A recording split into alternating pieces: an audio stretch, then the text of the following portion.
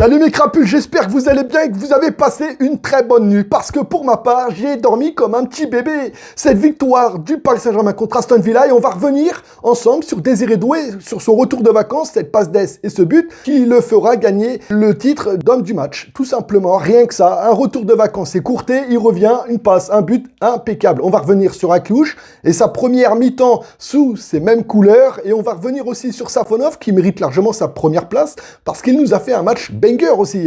Maradona qui, pour moi, pourrait gagner un titre majeur, même si la Géorgie n'a pas été présent à la Coupe du Monde. Et on va revenir aussi brièvement sur le Racing Club de Lens dimanche, qui va se jouer, comme vous le savez, au stade Bollaert. Et ça, c'est pas normal. Quand tu sais que c'est une finale, ça doit se jouer normalement et logiquement dans un stade neutre. Et on peut comprendre le mécontentement. Si tu aimes la Ligue 1 et le Paris Saint-Germain, bienvenue. On parle de Première Ligue. Je fais très souvent des lives. Installe-toi confortablement.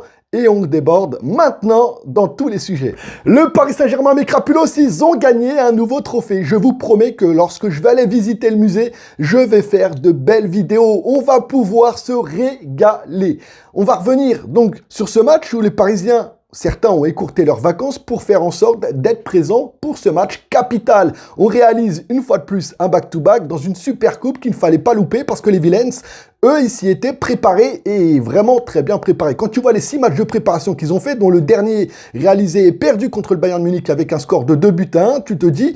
Ouh là là! Et oui, quand tu vois le PSG qu'ils ont fait seulement 2 matchs de préparation contre le Real Mallorca, très poussif, très problématique, une défaite 3-0 plus que logique, et un deuxième match beaucoup mieux commencé et terminé avec un score de parité un partout, et ça fait plaisir, même si on a vu quelques petites erreurs, mais c'était nos titis pour la plupart, et puis on a vu un Kvaratskhelia monter crescendo de niveau, jusqu'à nous faire ce banger contre Aston Villa, des vilains de Emery, et qui aujourd'hui, Emery comme l'Italie et l'Espagne sont unanimes, ils pensent tous qu'ils pourrait gagner le Ballon d'Or. Pour moi, oui. Et je vous pose la question, vous me dites en commentaire si pour vous, avec ce match-là, Kvaratskhelia, et il rentre un peu plus dans le débat du Ballon d'Or. Savoir que la Géorgie n'était pas en Coupe du Monde, mais encore une fois, j'ai l'impression que Kvaratskhelia, il a faim. Il a envie de montrer ce qu'il est capable de faire, même si on le sait que nous, Parisiens, on le voit tous les week-ends, tous les matchs, il est impeccable. Mais encore plus aujourd'hui, quand tu vois qu'en Italie, en Espagne, Unai Emery confirme que oui, c'est un joueur de classe mondiale, et malgré le plan de jeu qui était mis contre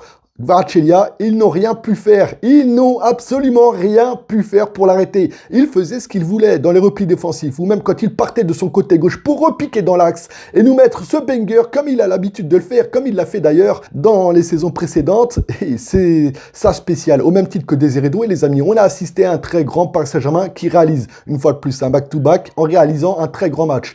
Est-ce qu'il y a un joueur qui m'a déçu? Oui, il y a Aklouche qui a réalisé sa première sous ce même maillot, donc Aklouche, Magnès, qui arrive de Monaco, mais sa première mi-temps, elle était un peu poussif. Il est pour moi un match plutôt mitigé. On a gagné, tant mieux, et heureusement, mais j'attendrai quand même plus de Magnès Aklouche pour les prochains matchs. Mais je serai le premier à lui tomber dessus s'il y a quoi que ce soit, parce que je le voulais, ce joueur, en remplacement de Kangilny qui a lui rejoint l'Atlético Madrid. J'attendais impatiemment la première d'Aklouche, et j'étais un peu déçu. Attendons avec Magnès avant de lui tomber dessus, même si en soi, pour ma part, c'était pas un grand Magnès Aklouche. Est-ce qu'il y a un joueur pour vous qui vous a fait vraiment penser qu'il n'était pas au niveau? Eh ben non, tous ont été impeccablement bons, hormis Pacho, homme du match aussi sur certains sites, mais c'est vrai qu'il se prend ce but, il n'est pas bon au marquage, c'est pas de sa faute aussi. On a gagné, et il faut en parler aussi. Ils ont un petit jeune qui jouait avec les U19, l'équipe du FC Metz. Mais c'est quoi ce gabarit? Il me fait clairement penser à Adebayor, le Togolais, sauf que Adebayor était quand même plus mince. Lui, il est costaud, grand, puissant, avec déjà un bon jeu de tête et seulement 17 ans, les gars. C'est incroyable. Comment c'est possible qu'un joueur comme ça, il n'y a pas une équipe comme l'Olympique de Marseille, par exemple, qui sont en manque de joueurs et de profils de ce type-là, pourquoi ils ne sont pas allés le chercher? C'est dommage. Les Villains, aujourd'hui, nous ont proposé un jeu attrayant, un jeu quand même efficace en contre-attaque. J'ai eu peur par moment et j'avais peur avant le match. Je l'avais dit les gars, j'étais pas confiant quand on voyait les nombres de matchs de préparation qu'ils ont fait avant nous. J'étais pas très confiant, mais il faut le dire que dès le début, notre palette technique a été largement supérieure, dominatrice. Et avec ce milieu de terrain portugais, qu'est-ce que tu veux qu'il se passe? On peut rien nous faire. Dès qu'on a la balle, on fait tourner et ils peuvent rien faire. On a assisté à un grand Paris Saint-Germain qui nous promet de tout gagner. Et d'ailleurs, c'est pas moi qui le dis, hein. Désiré Doué, à la fin du match, quand on lui demande et qu'on vous sent capable de tout gagner, encore une fois, et ben, il va pas dire le contraire en même temps, mais il annonce et il confirme qu'aujourd'hui, le PSG est encore fort. Et que forcément, pour entrer un peu plus dans l'histoire, il faudrait faire ce back-to-back-to-back. Personnellement, c'est encore un peu trop tôt, mais je l'annonce, on va être encore une équipe où il va falloir compter sur nous. Et donc, on a parlé de Désiré Doué, qui avec un but et une passe est élu à la fin du match, l'homme du match. Pour moi, oui, mais on aurait pu aussi également le donner à Safonov.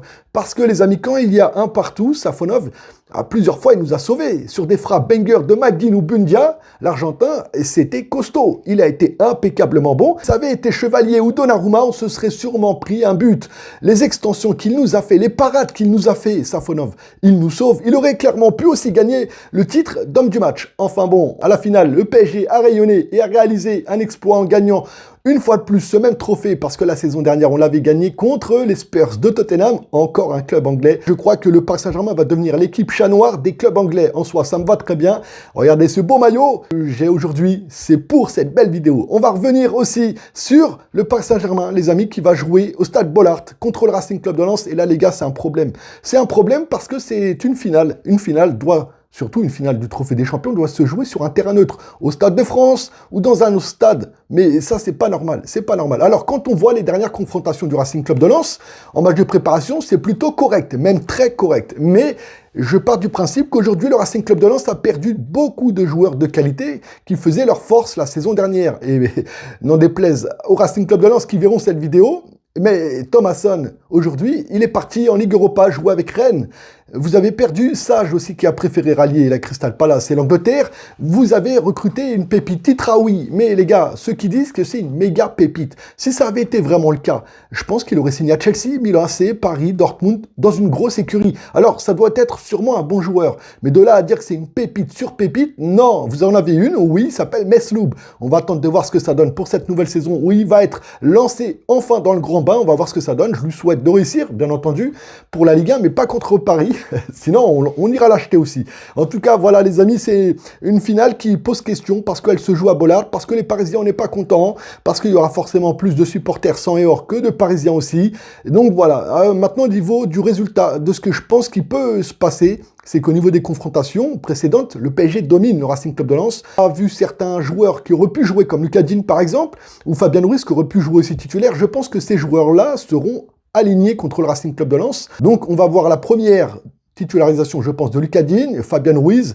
Je pense qu'on aura aussi Ferran Torres qui devrait être officialisé d'ici peu de temps et donc peut-être potentiellement avoir un peu de temps de jeu contre Lens. De le voir titulaire, je n'y crois pas.